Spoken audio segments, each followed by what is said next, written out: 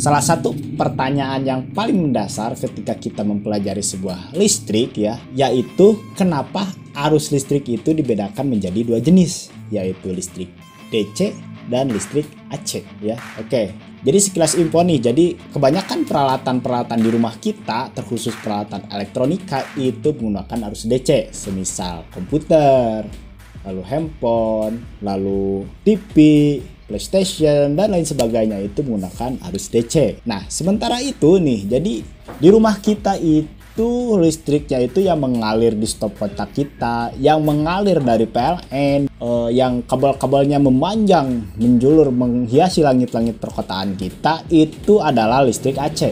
Kenapa dibedakan menjadi dua? Dan kenapa harus hadir listrik AC? Padahal nih ya, jadi listrik DC itu lebih banyak digunakan, kemudian lebih aman. Lalu kemudian selain lebih aman, dia juga dapat disimpan. Jadi disimpan di baterai-baterai itu, arus listriknya itu DC ya, dan bisa kita gunakan kapan saja. Lalu kenapa nih PLN dan listrik-listrik di rumah kita yang menghiasi perkotaan, langit-langit perkotaan kita itu menggunakan listrik AC yang jelas-jelas itu listrik yang sangat berbahaya ya, apabila kita sentuh itu kita akan tersetrum. Kemudian tidak dapat disimpan pula, tidak dapat disimpan pada baterai. Jadi ketika listrik AC dibangkitkan nih, misalnya pada genset nih, Nah, listrik tersebut ketika mau digunakan atau tidak, tetap ketika ingin dibangkitkannya, bahan bakar yang digunakan tetap saja sama ya. Jadi ya mending digunakan gitu. Ketika tidak ya sama saja biaya operasionalnya. Kenapa PLN menggunakan listrik AC, padahal jelas-jelas DC lebih efisien? Apakah di sini ada permainan konspirasi elit global? Untuk menjawabnya, mungkin pembahasan ini akan menarik bagi sobat. Sebab untuk menjawab pertanyaan kenapa sih arus listrik itu dibedakan menjadi dua, kita akan dibawa pada sebuah fenomena sejarah. Perjuangan untuk memimpin revolusi industri yang akan menggerakkan manusia sejak saat itu. Fenomena sejarah pertarungan antara dua ilmuwan hebat yang visioner, yaitu Thomas Alva Edison dengan listrik DC-nya, dengan Nikola Tesla dan George Westinghouse dengan listrik AC-nya. Bagi sobat yang penasaran tentang fenomena sejarah ini, simak terus pembahasan kali ini. Thomas Alva Edison. Sebelum perang arus listrik dimulai antara Nikola Tesla dan Thomas Alva Edison, jadi Thomas Alva Edison ini sudah sangat terkenal sejak usianya umur 30 tahunan ya, yang mengembangkan sebuah alat perekaman yang sangat revolusioner saat itu yang disebut fonograf. Kemudian mendirikan sebuah pabrik di Menlo Park, New Jersey. Berbulan-bulan kemudian, Thomas Alva Edison ini mendemonstrasikan sebuah bola lampu pijar pertama kali di dunia.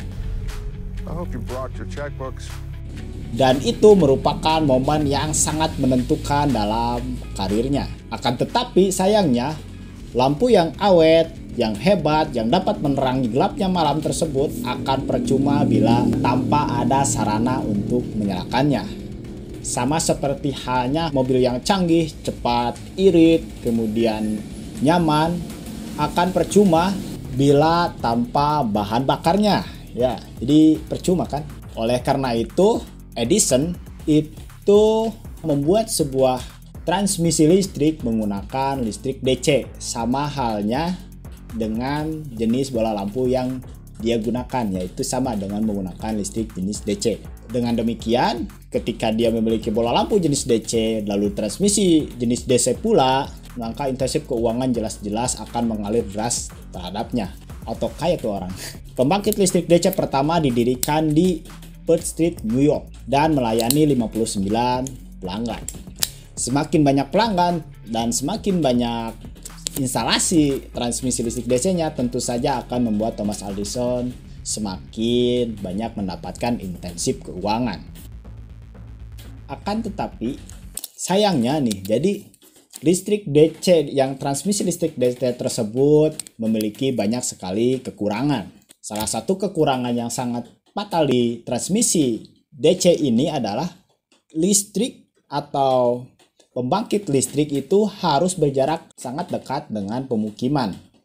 Minimalnya atau paling ideal adalah 1 kilometer saja. Oleh karena itu, semakin banyak pelanggan, maka akan semakin banyak pula pabrik-pabrik di sekitar perumahan pelanggan tersebut. Kedua, jadi salah satu kelemahan listrik DC pada saat itu adalah sulitnya diperbesar dan diperkecil voltasenya. Sehingga misalnya pelanggan nih membutuhkan listrik DC untuk kebutuhan 12 volt. Ada juga yang kebutuhannya itu 24 volt dan 50 volt. Maka pelanggan tersebut harus mengalirkan listriknya itu masing-masing kabel itu untuk setiap volt tersebut. Itu kelemahan listrik DC pada saat itu. Sampai seorang insinyur visioner asal Serbia, Nikola Tesla, datang. Nikola Tesla. I will be the greatest provider of electrical power in the world. Nikola Tesla datang ke Amerika itu tahun 1884. Pada awal karirnya di Amerika, dia itu bekerja di bawah perusahaan Edison. Tugasnya itu memperbaiki generator DC. Nah, tentu saja milik Edison ya. Jadi, meskipun dia bekerja untuk memperbaiki generator DC untuk lebih efisien dan lebih efektif di bawah perusahaan Edison, namun dalam pemikirannya, dia yakin bahwa listrik masa depan, transmisi masa depan itu menggunakan listrik AC atau alternating current. Sebab listrik AC ini memiliki kelebihan-kelebihan yang tidak dimiliki oleh listrik DC, yaitu keunggulan dari transmisi daya yang lebih efisien. Maksudnya kabel-kabel yang digunakan akan jauh lebih kecil. Lalu kemudian listrik AC ini memiliki sebuah alat atau sebuah komponen hebat pada masa itu. Temuan dari Nikola Tesla sendiri yaitu adalah transformer atau transformator atau trapo ya. Jadi ini alat itu berfungsi untuk memperbesar dan memperkecil tegangan ya. Dengan mudah, dengan hanya alat itu saja listrik AC dapat diperbesar, diperkecil dengan sangat mudah hanya dengan alat tersebut. Sehingga itu menjawab keluhan-keluhan, kelemahan-kelemahan dari listrik DC milik Edison. Pada awalnya Edison itu menawarkan idenya tersebut pada Edison, yaitu ide listrik AC-nya. Namun Edison menolaknya dengan menjawabnya idenya hebat namun tidak praktis. Karena tidak sepaham dengan Edison, akhirnya Nikola Tesla keluar dari perusahaan Edison dan mendirikan perusahaannya sendiri. Tesla terus mengembangkan ide listrik AC-nya. Sementara terus mengembangkan ide AC-nya, dia bekerja paruh waktu di perusahaan pertambangan milik Edison. Ya, karena memang Nikola Tesla ini memang merupakan ilmuwan yang sangat jenius, hanya saja dia kurang memiliki pengetahuan dalam berbisnis, sehingga membuatnya harus bekerja paruh waktu, menghabiskan waktu-waktu penelitiannya itu untuk bekerja, menyambung hidup, lalu menambah modal untuk penelitiannya, lalu dia melanjutkan penelitiannya. Seorang industrial bernama George Westinghouse memiliki keduanya. Sedari dulu, Westinghouse dan Edison ini merupakan pesaing bisnis. Dia adalah seorang ilmuwan hebat yang cerdas yang telah sukses mempatenkan sebuah rem udara kereta api. Berbeda dengan Edison, Westinghouse menepati janjinya. Menurut Nikola Tesla sendiri, Westinghouse adalah salah satu bangsawan sejati di dunia ini yang mungkin dibanggakan oleh orang Amerika dan kepada umat manusia akan berhutang budi kepadanya. George Westinghouse menyadari pentingnya pekerjaan Nikola Tesla dengan proyek AC-nya. Selain menawarkan Tesla pekerjaan sebagai konsultan, George Westinghouse membeli hak paten seharga $60.000 dalam bentuk tunai atau saham dan $2,50 untuk setiap tenaga kuda listrik yang terjual. Semua bernilai jutaan hari ini. Sebelum joinnya Nikola Tesla dengan George Westinghouse untuk proyek AC-nya, Westinghouse Electric Company memang sudah menjadi ancaman bagi monopoli Edison. Pada mulanya, Westinghouse itu menargetkan arus AC-nya itu di pedesaan-pedesaan yang tidak terjangkau oleh listrik DC-nya Edison. Lebih buruk lagi, Edison juga menghadapi persaingan dari perusahaan DC lain seperti Thomson Houston. Dengan menjamurnya penyedia listrik, muncul tuntutan hukum yang mahal atas paten yang berlangsung selama bertahun-tahun. Dengan bertemunya Nikola Tesla dan George Westinghouse menjadi ancaman nyata bagi Edison. Listrik AC menjadi terlihat sangat dominan dalam hal pendistribusian. Edison menolak keunggulan listrik AC. Mungkin karena kesombongan atau keras kepala, atau karena dia telah berinvestasi terlalu banyak, atau karena kekhawatirannya yang tulus bahwa kabel tegangan tinggi saingannya itu sangat berbahaya dan mengancam nyawa orang, atau semua hal di atas. Apapun alasannya, Edison menunjukkan betapa kejamnya dia dengan meluncurkan kampanye kotor yang menakutkan. Sama pastinya dengan kematian, George Westinghouse akan membunuh pelanggan dalam waktu 6 bulan. Tulisnya pada tahun 1886. Arus searah seperti sungai yang mengalir dengan damai ke laut, sedangkan arus bolak-balik seperti semburan deras yang mengalir deras di atas jurang. Kampanye kotor yang dilakukan Edison tidak hanya sebuah retorika. Dengan bantuan insinyur listrik, wah susah sekali nyebutnya, Harold P. Brown, dia melakukan sebuah eksperimen mengerikan di mana sebuah anjing liar dibelinya seharga 25 sen dari anak setempat. Anak sapi, seekor kuda dibawa ke sebuah laboratorium, lalu kemudian menyetrum hewan-hewan tersebut. Dengan maksud tentu saja mengkampanyekan bahwa listrik AC itu sangat berbahaya. Jadi maksud Edison itu adalah mengkampanyekan bahwa listrik AC itu berbahaya. Toh hewan-hewan saja mati karena tersengat listrik AC. Udahlah, menggunakan listrik DC milik saya aja. Nah gitu maksud Edison. Namun sayangnya, kematian hewan-hewan tersebut itu kurang cukup menjelaskan bahwa listrik AC tersebut sangat berbahaya. Oleh karenanya, sebuah kesempatan yang tidak boleh dilewatkan datang pada Edison. Seseorang dokter gigi yang bernama Alfred P. Stockwitz mendekatinya tentang keinginannya untuk metode eksekusi yang lebih manusiawi daripada digantung, dan percaya bahwa listrik bisa menjawab soal tersebut. Oleh karenanya, Edison ini tidak menyia-nyiakan kesempatan untuk membuktikan bahwa listrik AC dapat membunuh seseorang dengan mengadopsi atau dengan bergabungnya Edison dalam skema pembuatan kursi listrik dengan tegangan AC. Pada awalnya, eksekusi atau pembuatan kursi listrik ini itu ditawarkan pada George Westinghouse sebagai pemilik atau memang pengguna listrik AC ya. Namun George Westinghouse menolak.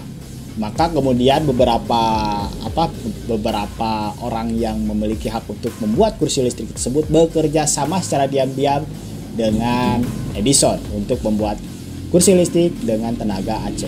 Pada tanggal 6 Agustus 1890, hukuman mati dengan menggunakan kursi listrik pertama di dunia dilakukan, yaitu seorang William Kemmler yang dijatuhi hukuman mati. Ledakan 1000 volt selama 17 detik tidak membunuhnya. Jadi dia harus dipukul untuk kedua kalinya setelah menunggu lama sementara generator mengisi daya.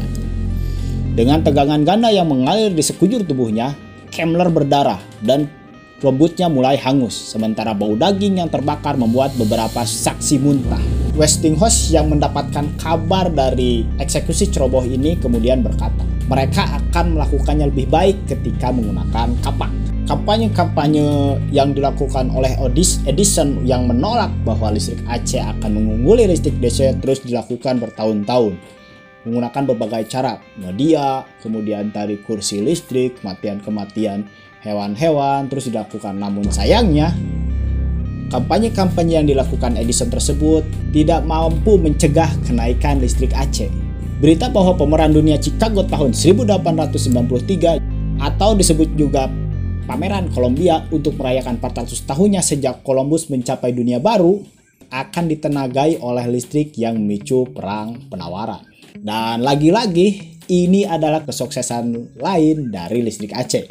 Karena pada saat itu Westinghouse dan Nikola Tesla memenangkan kontrak dengan mengalahkan General Electric, memberikan perusahaannya tampilan yang paling publik dan spektakuler.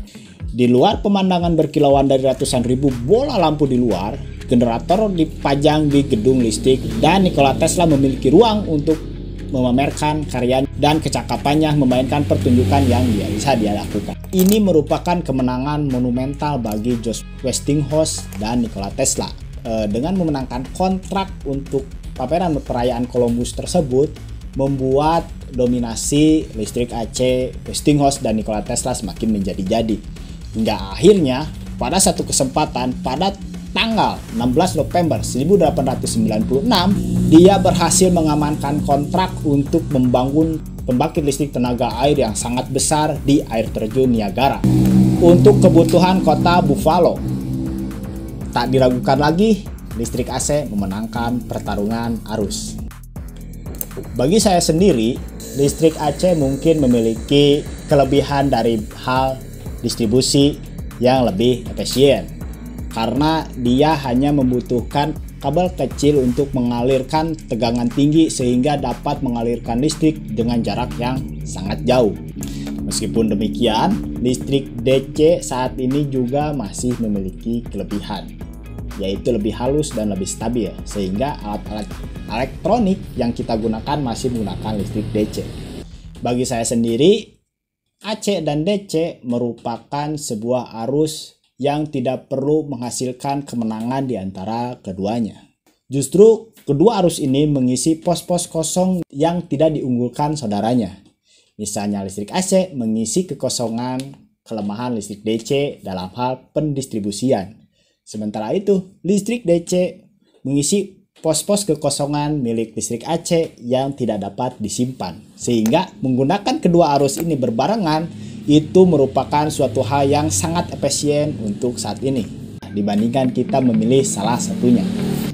Oke, demikian. Wassalamualaikum warahmatullahi wabarakatuh.